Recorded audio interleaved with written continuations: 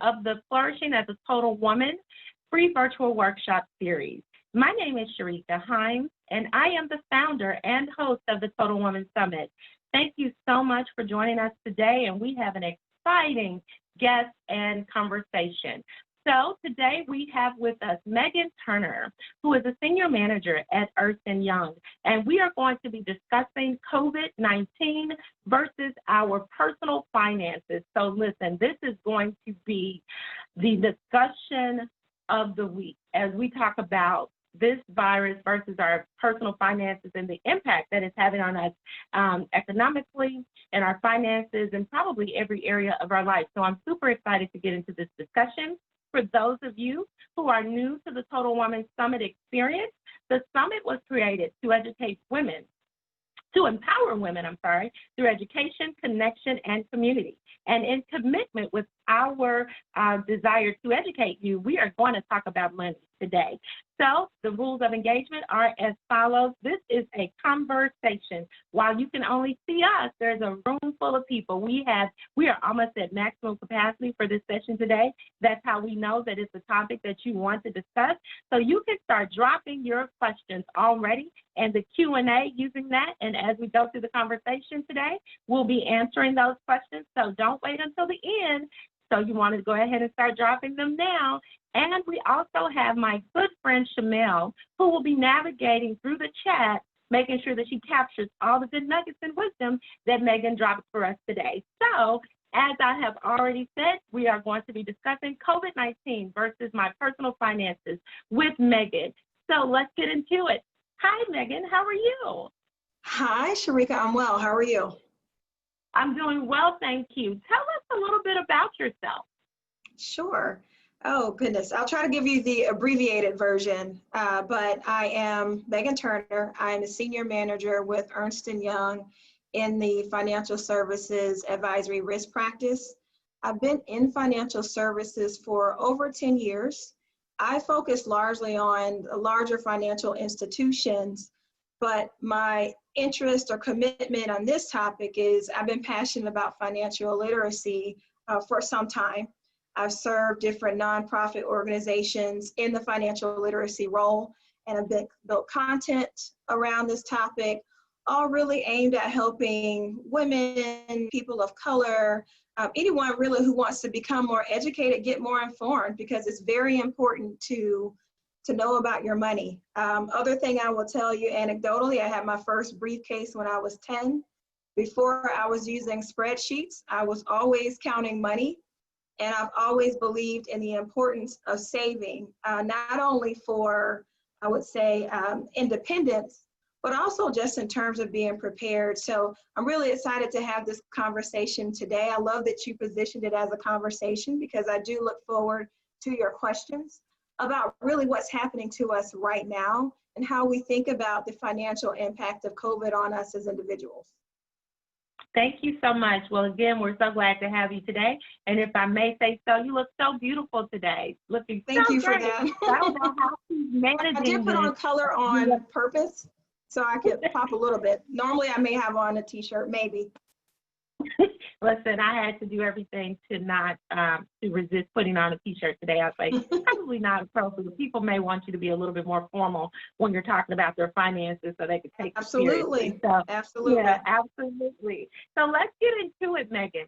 So explain to me why you thought this was an important session and what's your view on what's happening right now? You know, it's so interesting because there's a statistic that I saw on Instagram that I probably quote daily because when I read it, it really stuck to me. But it said that less than 1 in 5 African Americans have the ability to work from home during a pandemic. And this is actually fact-based. It's supported by a study. And so what that means, we are either on the front lines in essential roles, risking our lives, risking our health, or we are working from home and we're not able to make money at all. And so when I think about that, you know, it begs the question, how did this happen? How do we help? And so, you know, I've been working from home. I've been fortunate to have a job that allows me to do that, but I've been thinking, how can I be virtually a part of the solution?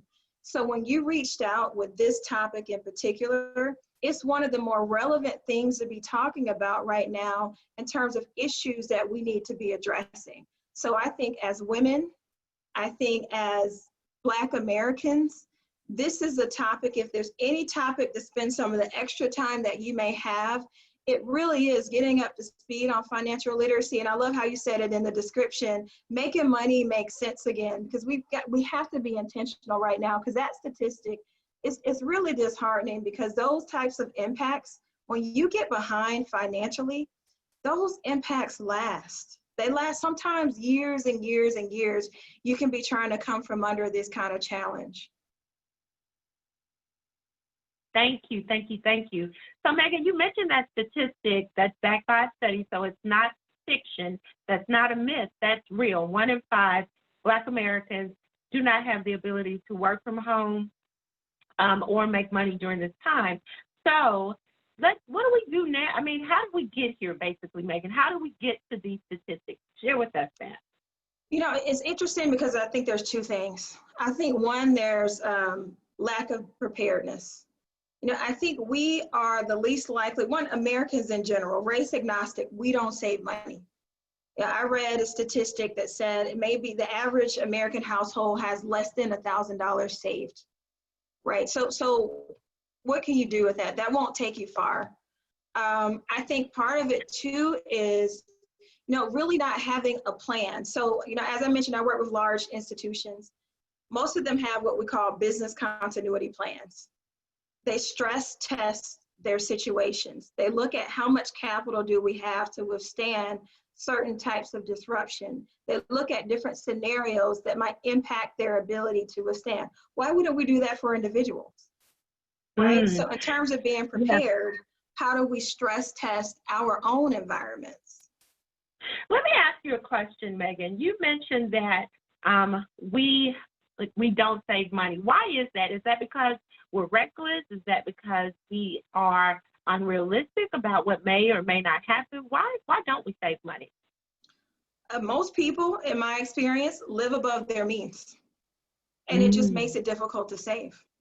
If you are in a position where everything you bring in, it takes to live, either to pay for your house, to pay for your car, and then all of those ancillary bills that add up, you don't accidentally save. You have to save on purpose.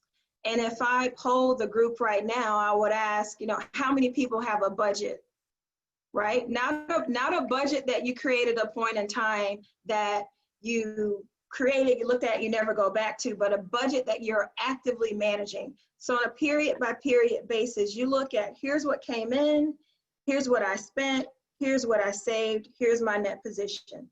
A lot of people don't have that. I even know people of all ages and walks of life that still manage their financials just through their checking account. This is my balance, this is what I have. And you can never get ahead, you can never save, you can never be prepared if you don't have a plan. And a plan starts with having a budget that you actively manage. So I think that's a big part of it. So by show of hands, and it's anonymous, how many of you actually have a budget, and not one that's just on paper, one you actually govern yourself by? And if you don't, no reason to be ashamed or feel guilty. No one sees you, but it's something that you'll want to make sure that you're taking notes on as we go through this. So far, let's see, we have less than 2% of people that are on this call, and we are well over 70 people in the call that, and less than 2% actually have a budget.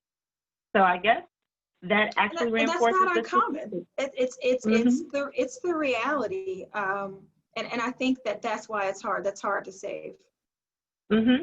And when you talk about having a budget, for those who are new to budgeting, I know that a couple of rules that I live by are, number one, I make sure that I can live out of between 60 and 70% of what I make, no matter if I'm getting increases or any of those things, so that then I have a portion to give to charity, and then I have a portion to save and a portion to invest. What's a good rule of thumb when we think about sort of the percentages about what you should be using for household expenses, and then what percentage you should be aiming to save. Absolutely. So, I mean, first I would say 60 to 70% overall is actually good, because that means that, you know, the 30%, and I think you did say you have some donations to charity in there, but if you can live off of 60 to 70% of your income, that's a comfortable place to be. Obviously, the more down you can get it, the better, you know, but if you're in that space, it's fine. Rule of thumb around your living expenses, you typically wouldn't want your rent to exceed between 20 to 30% of your income. That can be hard, but that actually is most people's largest fixed expense. That's most people's largest non-negotiable. So your rent or your mortgage, you wouldn't really want to exceed 30% of what your income is for a given period, right? And so then you look at your car, right? Now, when I was in school, one of my professors said, you pay into the car before you buy it. So you should start paying a note into a savings or investment vehicle so you can buy the car with cash. Most people don't do that. Candidly, I haven't done that. But what I would say is your car, you don't want that to exceed 10%. 15% is even kind of high, but you want your note to be manageable. And that is one place where a lot of people do exceed what they should be spending on a car, because it feels like a deal. Well, I've got this lease, but then you've got the insurance, which tends to be higher for a luxury vehicle. Then you have the maintenance, which tends to be higher. So a big part of managing a budget and being able to save is to being thoughtful about all of the financial impacts of that one decision. Now you've got premium gas that you've got to deal with. Now you have more expensive tires. So all of these things from that one decision, it's not just the note that impacts your financial position, it's all those things that go along with it. So thank you so much for giving us some clarity on that. And don't forget, you guys, if you have questions as we are navigating this, you can ask them anonymously, only I will see them in the Q&A function. If you're really bold, you can ask them in the chat. We'll see them either way. But Megan, when we say that we want this budget, is this budget that we're preparing, are we looking at our gross or our net? Are we budgeting out of gross or net? And can you explain the difference between the two? Absolutely. So what I would suggest is budgeting out of net, because that's what you're taking home. So gross is your salary before taxes. Most of us are paid net of taxes if you work for a corporation. Now, in the case where you may be a contractor or you may be an entrepreneur, you may be getting paid gross, but if you're in those scenarios, you should be forecasting your tax liability and you should be withholding that on your own. Because that's another dangerous position to get in, where you have been taking that money and spending it, and then, oh, here's this hefty tax bill, and you don't have the cash to pay it. So I suggest budgeting net. And then separate from that, you should be doing a tax analysis. You should have an idea, particularly if you're a salaried employee, you know what you're going to make for the year, you know what your deductions are, you can have access to the tax information. You could hire an accountant. I mean, people do have resources to help them, but if not, you have access to all the information you need to forecast what your tax liability should be. So you shouldn't get surprised there. But for a budget, you should start net, because this is the cash that you have to work with.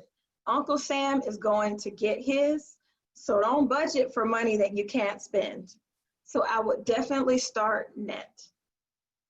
Awesome. So you want to start net, and then also, just as a rule of thumb, because my HR background won't let me not say this, you should not make your budget based off overtime, because it's not the guaranteed part of your work. At any time, your employer can change that. You want to make sure that you budget based off your regular work schedule, not overtime. I don't care if you've been getting overtime consistently for an extended period of time. You want to only budget off of your actual salary, whether you're paid hourly or whether you're paid on a salary basis. So just a good rule of thumb there. And then Megan mentioned earlier, as we started this discussion, about big banks making sure that they do in their budget, in their business continuity plan, which basically means they are assessing the risk based off what may happen with external factors, right? Anything that may happen externally in the market to impact their business, whether it's something that may happen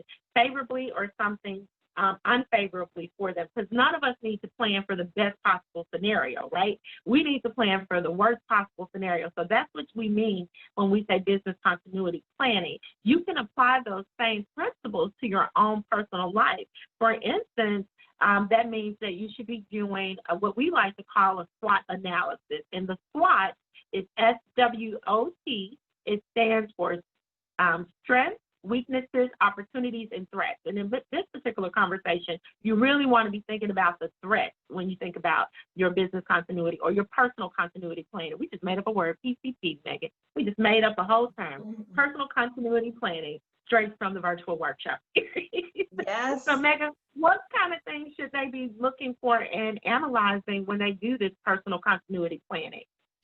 Yeah, so I mean, a big part of it, and you hit the nail on the head. We talked about external threats, right? So bringing this to COVID and what we're experiencing right now, there's so much uncertainty. When are businesses going to open again? When will people be able to go back into the offices? You know, what do the forecasts look like for the companies that I work for? And how might that impact my own situation? So even those of us working from home, our organizations, they have revenue goals. They're being impacted at a macro level, and eventually all of those things do trickle down. So you should be thinking about things like, what if I am furloughed? What if my salary is reduced? If I'm in a 2-income household, what if that's cut to 1? So you need to play out all of these different scenarios. How long will the economic decline last?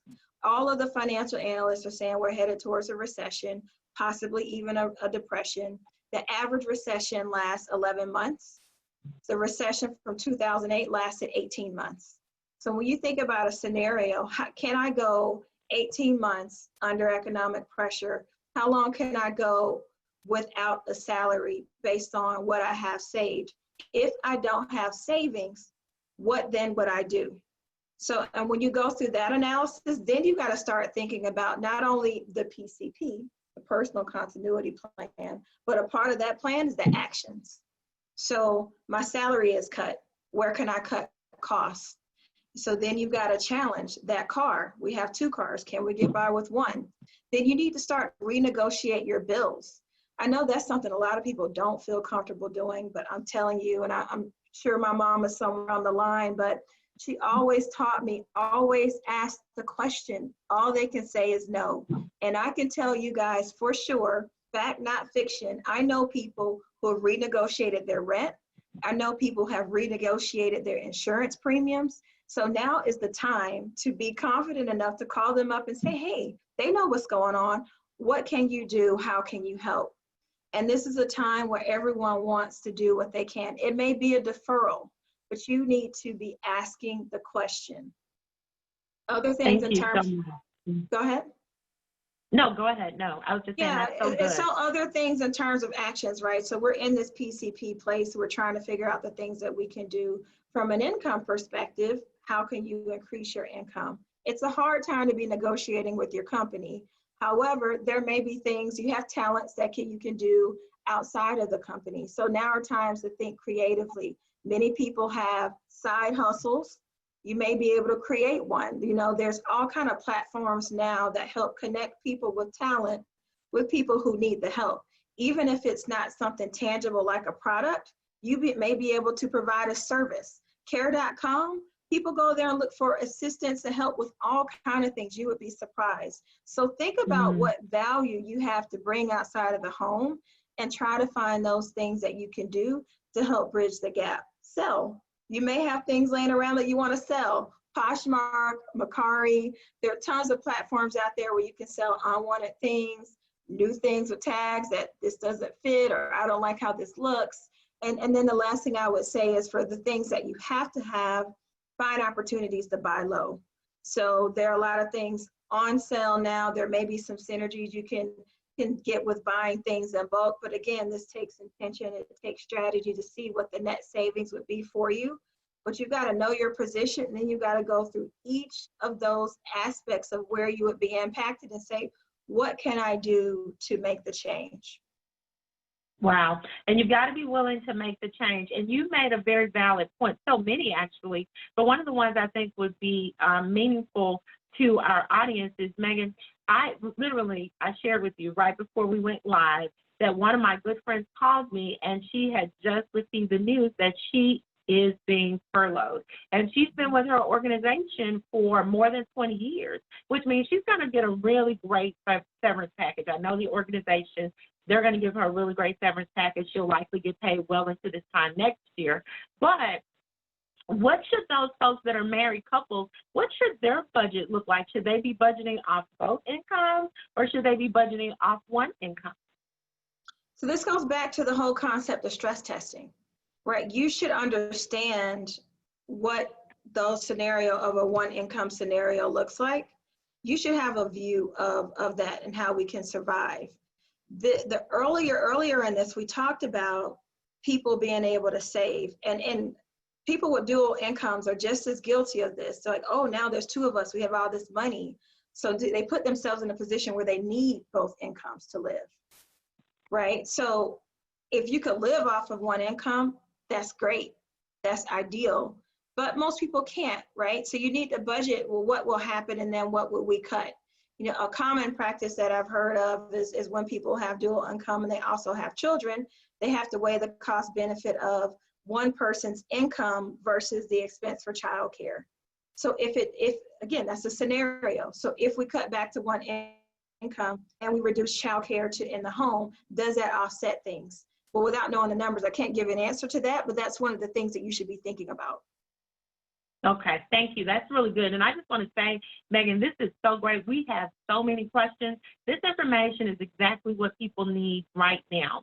So let's see. Someone asked this question.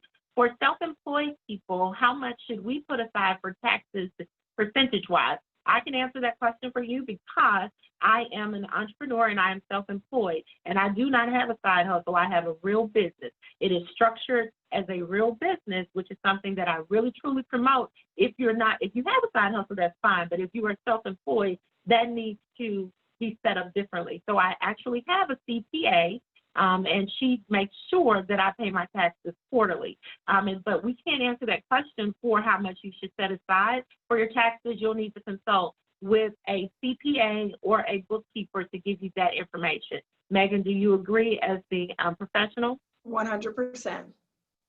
All right, perfect. Okay, so I think we answered one question. Then we have here, how should we adjust if we haven't started planning yet so that we can implement these great tips into our financial life moving forward for those of us that have been living above or at the max of our means? I think that's two separate questions, actually. So how should they adjust if they haven't started financial planning in the midst of this COVID-19? Where can they start? So one, you got to start with a budget. If you have one, revisit it. If you don't have one, create one. And I think the first step is really awareness. So whoever answered that question, you're already on the right track for realizing I need to do something. So follow up to that is I would say then you need to get informed around all of the options. There's so many tools out there, free resources, people that can help educate you. Me personally, I like to read. So I've read a lot of books that might give me perspective. I actually have a stack here. One is Think and Grow Rich by Napoleon Hill. This is a classic. Tony Robbins, Money Master the Game. This is 7 Simple Steps to Financial Freedom. The 4-Hour Work Week by Timothy Ferriss. The 5-Day Weekend by Nick Halik. All of these materials give you suggestions for how you can improve your overall financial well-being. But this is information. Practically, you've got to start with a budget. Itemize every single expense that you have. So start with your income, right? And every expense that you have down to your Spotify premium. Every single dollar, you have to itemize that and see your net position. A lot of people don't know that. And once you do that, that can be eye-opening. And then once you go through that, start rationalizing it. What can I cut? Because when you see where you are, and if you already know you're above your means, then you're probably at a net negative position every month, which might mean that you're funding that with credit. which is a whole other conversation that we don't have enough time to get into, but it's something that you should be thinking about. So itemize your income, itemize your expenses, see where you are, and start looking for where you can cut. That's the best thing that you could do for yourself right now. Absolutely. And let me give you an easy way for you to do that. One of the things that I like to do is I always like to do a 12 and 6 month look back. The way I do that is I print out my statements from my bank, or I have them print them out if I'm trying to save my ink at home. And in that case, because I make a lot of transactions, I let them print it out. And so I pay the $2 or $3 for them. It doesn't really matter to me. And then I do old school highlighter, red ink pen, and I go through, because a lot of times we sign up for things that charge us monthly, like I sign up for Audible because I like books, but if I notice that I'm super busy during one quarter and I don't have a lot of time to read, even though that's just $9 or $10, that's $9 or $10 that I shouldn't be paying them for 4 months. If I have 20 books and I haven't read those yet, I can pause that subscription for 4 or 5 months until I get caught up on my reading. It's things like, if you have Hulu and Netflix, do you really need them? Do you really need the $300 Comcast bill? Do you really need these things? So it's an opportunity for you to really go through and see where you're spending your money. And so that's one thing that you can do to really be able to understand how you're spending your money and be honest with yourself. And the narrative that we tell ourselves is that we actually need things that we don't need. They're actually creature comforts. So it's going to be getting real honest with yourself and categorizing things into I need, or I like, or I want these things. And then you need to be looking at ways that you can trim and cut those. Or, as Megan mentioned earlier, this is a great time for you to call and renegotiate all of your stuff. Even if you were not financially hindered or impacted with COVID-19, people are more willing right now to renegotiate rates. So call anyway and just get in a better position than otherwise they would be flexible. So I want to make sure that you all know where you can go and start looking at how you're spending money. Okay, so then let's see, for those of us that have been living above or at the max of our means, I think Megan actually answered that question about you have to be willing to cut costs. You have to be willing to sell some things that you don't need. This is a perfect time for you to do some spring cleaning, because you won't be missing out on any social events, because they're all happening at your house because we're practicing safe social distancing. So be social with yourself. Clean out those closets, clean out your home, anything that can be repurposed or sold. Megan herself, I know, uses, she sells stuff on, what is it, Megan? You sell things on Poshmark. Or what is it? Mm-hmm. Yeah, Mercari, yes, all of those sites. So make sure that you're not sitting on money. And when you make those investments, then you can say to yourself that or when you make those, when people make purchases and you make that money, that could be some money that you now start with savings with. So there's always a way. You don't have to make a certain amount of money to be able to save. Do you disagree with that statement, Megan?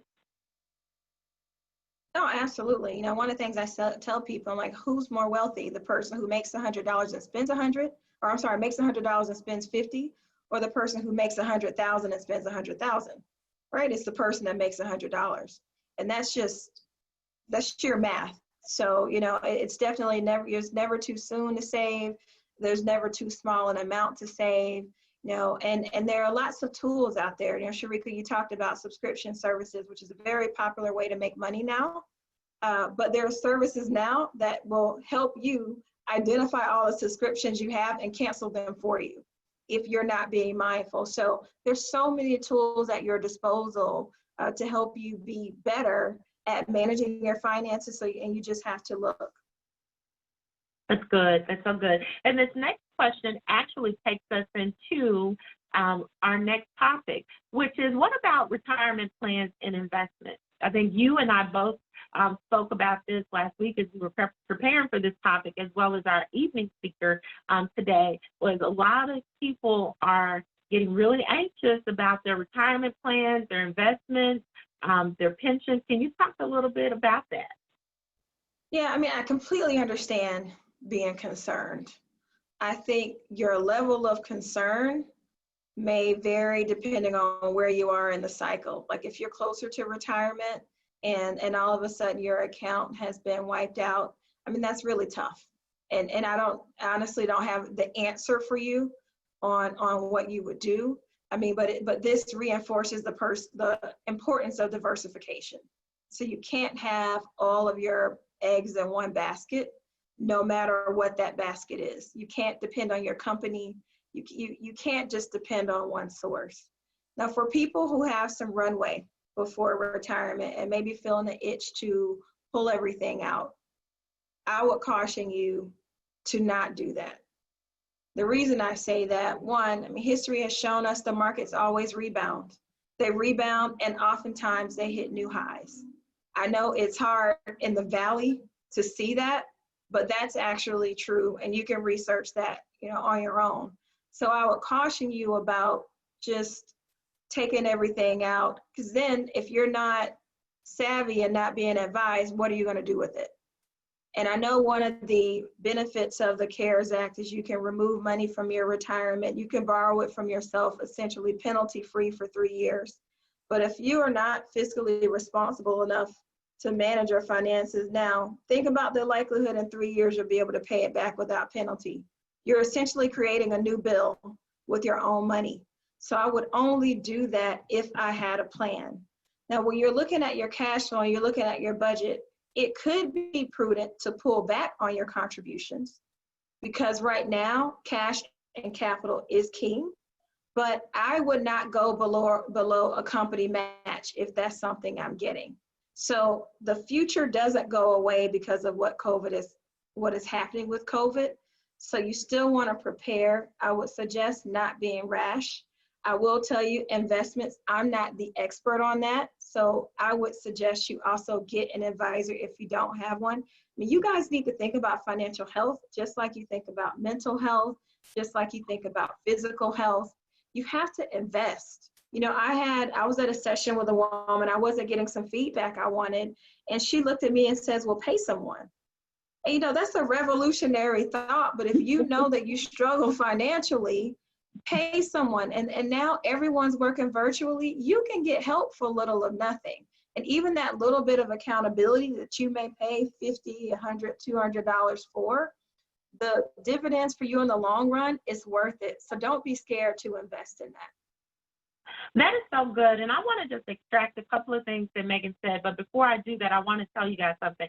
You definitely want to stay with us until the end, because Megan has done an excellent job of compiling a list of very resourceful tools for you, things that are going to give you a lot of these nuggets of wisdom, even though Shamel is capturing them as we go. Megan has compiled a great list of resources. So definitely stay on until the end so you can get all of those. And then as it relates to something that she said, I want to make sure that I express that. You said that a lot of people are feeling anxious and want to take advantage of the fact that the government has, under the CARES Act, allowed you to take money from your 401k without a penalty for 3 years. But if you can't manage your money right now, you're going to be creating a new bill for yourself. So don't create a new bill for yourself with your own money. So make sure you're not doing that. And she said that the market always rebounds. We will not always be in this valley today. So a lot of that may be that you want to weather the storm. And I think that this is another question that's related to that. It says, my 403B is currently heavily invested in stocks due to my expected retirement being about 20 years away. It will eventually phase into more conservative as I get closer to retirement. I have noticed my balance to have taken a major hit since this COVID-19. I am so tempted to move my plans to be more bond-based to avoid losing more. What would your professional opinion be of this advice? Well, I have to go back to my disclaimer that I'm not an investment advisor. The thing is, the standard mix that they give you for these type of portfolios, they still hold true over time. Like it's usually at least a 10, 15 year, to your point, 20-year horizon. So you have to be prepared to weather some storms. Black people, even women, we tend to be risk averse. So what could end up happening, again, do not hold me to this, consult an investment professional, but you move all your money to bonds and the market comes back. You lose on the upswing. So then now you're having to go back and get it out of those conservative investments because you've lost the yield, unless someone's proactively managing it fast enough. And there's a lot of data out here, right? The people that do this every day, they're looking at the markets. They could be able to tell you precisely when the right time might be to make some of these moves. But you have to be very careful of automatically recoiling and thinking, I've got to make this change. 20 years, that's the long run. You've got runway, and these things will happen. Something else is going to happen. It just did. 2008 was 12 years ago. So if you had a portfolio from 20 years ago, now you would have went through 2008, you would have come back up, and now you're going back down. And these cycles, that's just how our economy works. If only we could do a better job predicting it, I think we would all be happier. But unfortunately, we just can't. So I wouldn't all of a sudden become risk averse, but I would consult with an advisor on your plan and see if maybe it's not all, but maybe you move some. But diversification is key, and taking some risk is very important to be able to get a good return. Thank you so much, Megan. And I want to make sure that I make this disclosure. These opinions are Megan's personal. These are her personal opinions based off her years of expertise in the industry and her education and her experience with the market. They are not intended to take the place of you speaking with your own personal financial advisor, nor are they the views of her organization. So I want to make sure that we have that disclosure. Make sure you type that. I should have said that. No, thank you for that. You're welcome. And I also want to just say something to you all. One of the things that I had to be honest with myself about was I wanted to, make sure that my books and everything were legitimate. And sometimes we fool ourselves into thinking that we don't need a financial advisor, or if you're self-employed, that you don't need a CPA. That's exactly why I have sort of what I call my all-star player roster. I have a CPA. If I have a hairstylist and I have a manicurist and I have an esthetician, I am going to have a CPA, and my CPA advises me on things that relate to my finances. I also have, and it's worth the money. If you can afford a hairstylist, you can afford a CPA. It may not be someone that works independently as a CPA all the time. They may actually they may have a job working for a corporation as a CPA, and then they also take individual clients. However you can do that, I would certainly encourage you to do that, depending on your financial position. Also, some of our other most underutilized resources are our bank. Whoever you're banking with, you probably want to consider going deeper in that banking relationship. You should be going in, talking to your bank. You shouldn't just be swiping, making deposits and withdrawals. Go in, establish a relationship.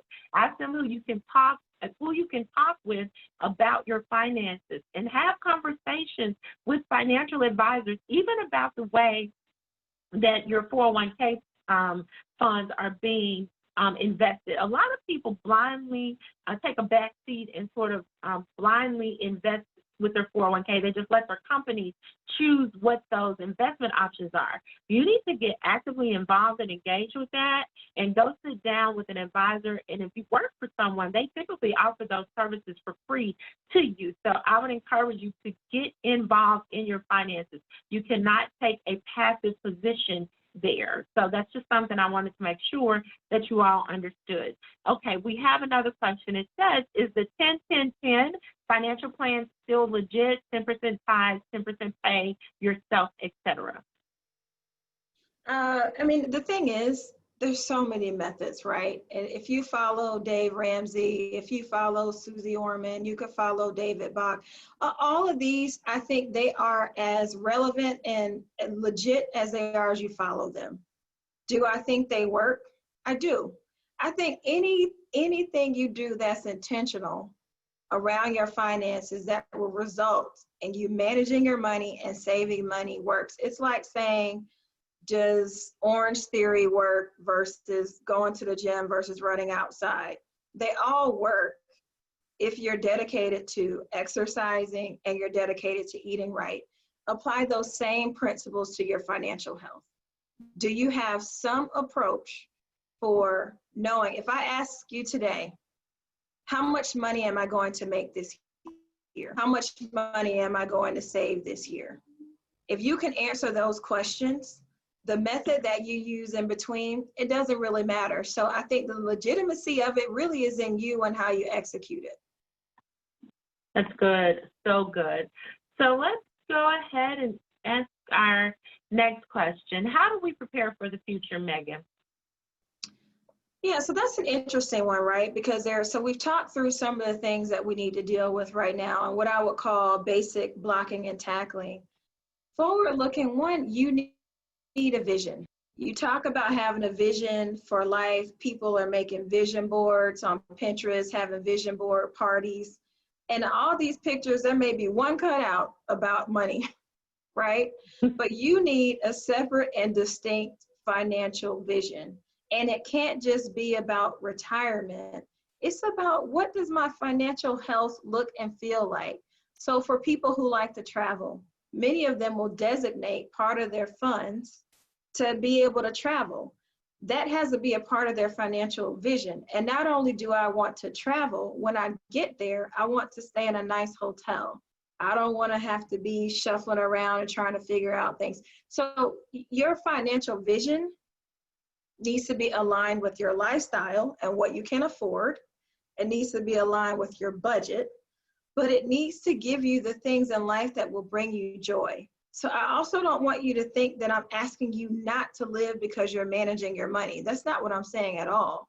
I'm saying to be intentional about it. The second thing I would say is establish your emergency fund. So now we've got a budget, we know our financial position. Historical metrics said 6 months. That's not enough. It's not enough by a long shot. Now the minimum, and my emphasis is on minimum, is 1 year. With me telling you that the average recession is 11 months, that's practically a year. So you should have 1 year of your salary, your take-home salary, available to you to use. Now, I would even take that a step further, and some people have heard this called the FU fund. I've rebranded it the Freedom Fund. And why I call it the Freedom Fund, because I will tell you, nothing comes like financial peace. And I remember one of my professors saying to me, you know, hindsight is always 2020. I was in graduate school. Dr. Carcello at University of Tennessee, if he sees this. And he said, he's like, you have to have FU money. And his point was more from an ethics perspective. It's like, you never want to be in a position where you are being asked to do something and you have to do it because you need the money. So you should have it, because then you could just say, forget that, I'm walking away. But as time progressed, you know, I thought about it as freedom. You know, nothing is more freeing than knowing that, you know, your boss or one day you could just have a personal revelation. You want to go, what is that movie? Eat, live, pray, and just go for a year and do whatever and have the financial means to do that. That is freeing. You know, even now, you know, if I got furloughed, I would be okay. And that, you move different when you know you're financially prepared. And once you start saving money and you start seeing it go up and up and up, you'll walk different, because you know, you're like, hey, I've got this. When you walk into a dealership to get a car and you know that you can buy it, they may not know, like, I could pay cash for this car. How you think is different. So, you know, I think that idea of having a freedom fund is really important. And this is different from retirement. This is liquid resources that if something happened, you can tap into. It should not be borrowing from retirement. It should be a vision about lifestyle. And I can tell you personally, and I started late in life, so some of the things I'm telling you, you know, I wasn't always doing. I was not always perfect. But once I started saving my freedom fund, when I tell you, I felt so much relief. It was like a weight lifted off of me that I don't have to do this. I'm doing this because I want to do this. And that's a place of strength. And you want to be in a financial place of strength. I touched on this a little bit earlier about credit. And when we talk about forward looking, I do think you need to evaluate your credit. You need to pull your credit report. You need to look at what's on it. Now may not be the right time because of your cash position to start to pay things off, but you have to be actively managing your credit just as a part of your overall financial health. So if you're not clear what's on your report and what your credit score is, when there's a time for you to get credit, you should make sure that you know what your credit score is and that you're prepared to get the best rates. Because all of these things, that keeps us as Black Americans behind. We tend to have the highest interest rates on credit cards, on loans, on cars, because we have bad credit. That means we have to spend more of our cash to pay for the same item that a person with better credit is paying less for. We've got to get out of that cycle. Let me say something to that, Megan. Listen, if you guys don't understand, this is gold. This is platinum. The fact that you are getting this at no cost, and Megan, as someone who works with big banks and someone who advises from an economic perspective, let me tell you, this is liquid gold. But let me give you some personal examples for those of you who may be wondering, how do I start saving money? I will tell you, I was dating a guy some time ago. At this point, it's probably more than a decade ago, because I didn't always live with this sort of elevated awareness about my money. If I saw it, I bought it, and I thought I was saving by swiping to purchase things versus using my money. And in my mind, that made total sense. I know now, as a more mature version of myself, that was Price Town USA. That was not, in fact, saving money. And he said to me, so let me get this straight. You just say you're financing a blouse? You just financed some shoes? I was like, no, I didn't. I paid for it on my credit card. He's like, no, let me be very clear. You just financed a blouse and some shoes. Because if you don't plan to pay for that at the end of this month, before your billing cycle is over, you just financed shoes. You just financed your hair. You just financed your nails. That made it make so much sense to me. I don't know why, but it made it make so much sense to me. So really consider that as you're swiping. So now I use my cards in a different way. I swipe for things so I can get the points, and then I pay it off before the billing cycle. So I'm not financing them, but I'm using it to my advantage for credit card points. For those of you who may be trying to figure out how you can save money, he wasn't a good dude, but he knew money. So I did walk away with this elevated awareness. But he also shared with me that every time I got an increase, I was like, I don't know how to save. I was a single mother. I was like, I just can't start saving right now. He was like, Sherica, every year you get 2 bonuses from your job and you get an increase. That is, you don't have to change your lifestyle or adjust your budget because you got more money. He was like, if you can live off what you currently make every time you get an increase, a pay increase, or every time you get a bonus, that can now be money that you're using to fund your savings. You can use a portion of it to fund your savings, and you use a portion of it to pay off debt, and you use a portion of it as fund money, but you have to figure out which mix makes sense for you. So for those of you who are trying to figure that out, that may be something for you to consider. And also, since whether or not you were impacted by COVID-19, if you're eligible for the stimulus fund, which I think most people are, unless you fall into one of those weird categories that sort of excludes you from being eligible for it, if you don't need that money and you're still getting paid, it should not be used for just wild spending. That's money that you can use to fund your savings or improve your credit position by paying off debt. So I just wanted to give you some very real tips about how you can free up money to save, how you can invest, and how you can pay off debt and stop financing things that you can actually pay for. Because if you have to swipe it and that means you can't afford it, you shouldn't be purchasing it. So I'm sorry, Megan. I just want to make no sure problem. Just a couple things on that, right? So I think that was important to mention about the swiping, because essentially it's not even that you're financing it. You're wearing things that you don't own. Like it's not your shirt. So, you got it on and you haven't paid for it. It's technically property of Comenity or all those other banks that fund those store cards, which tend to have really high interest rates. But earlier the person asked about 22.99%. It's an average of 22.99 or 28%, and they are not credit based. That's just store credit card rates. Right. And so going back though to that earlier point about 10, 10, 10, because I think an important part of being able to stick with a budget is being flexible. So you had mentioned bonus structures, for instance. So what I like about the 10-10-10, and part of it talks about paying yourself, right? I do think you should pay yourself. I think that's an important part of the budget, because if you don't do it, it's hard to stick to it. It's just like, again, going back to the fitness analogy. If you say, I'm never ever gonna eat, I'm never ever gonna have a drink, or I'm never ever gonna eat, something near and dear, it makes it hard for you to stick with that regimen. So I do think you need to be realistic about your lifestyle, and don't be afraid to give yourself something. I'm not saying give yourself nothing, but have a clothing budget. To be clear, I like clothing. I like Me designer too. shoes and handbags. So I Me budget for it. Like, I, at some point, put myself on one shoe a quarter.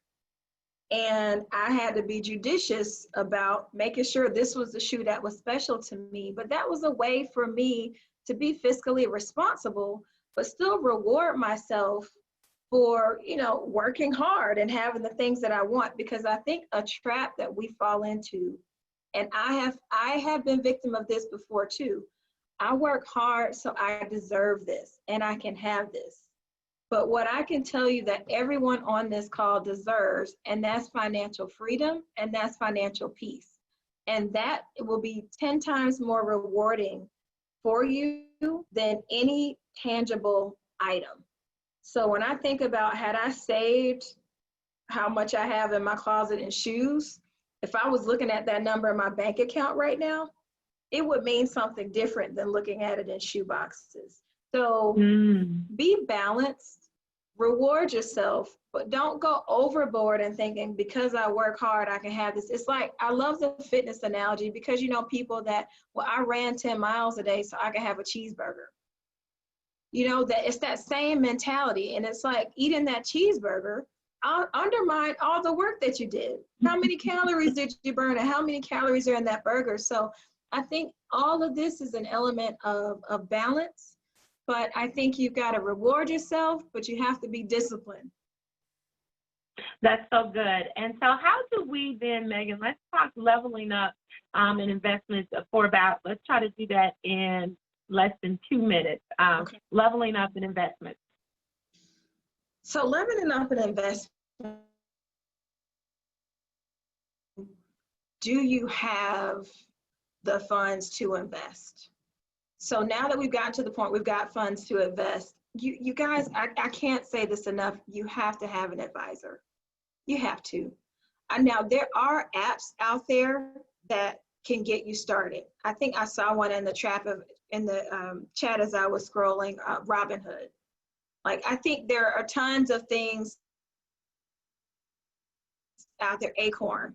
I think those are practical to get started. What you have to manage with those apps and any self-service investment portal are fees. Because a lot of times what they get you on is when you make changes, right? So you can make designations.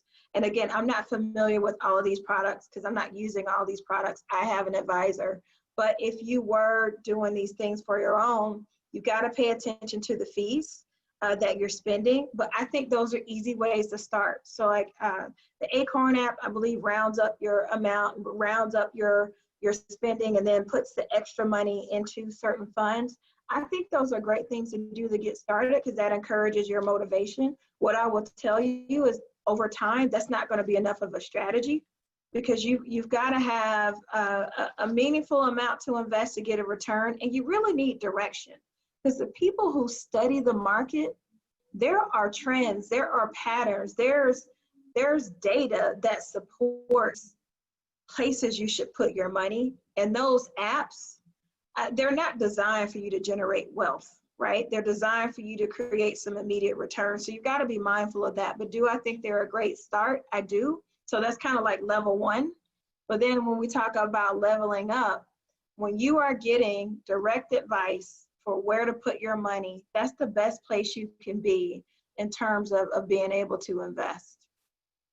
Thank you. That was so good. So the final thought, Megan, is it one day or is it day one? You know, I put that there, and it's funny because that actually is on a placard that I got from a church I attend in Charlotte, Elevation Church. It's also in the book, Girl Wash Your Face. Her name is escaping me now. But I love that because it's easy to feel overwhelmed. You may go sit down to do that initial budget and be like, oh my God, I'm underwater by $500 a month, $1,000 a month, whatever the case may be. And then you see that, and then you become paralyzed and you don't take the action. And you say, you know what, June 30th, that's when I'm going to start, because that's when my raise kicks in. Or you say, I'll start on the new year because this year is already a lost cause. And, you know, I said this to myself the other day and actually repeated it to a friend. There's no such thing as a magical date.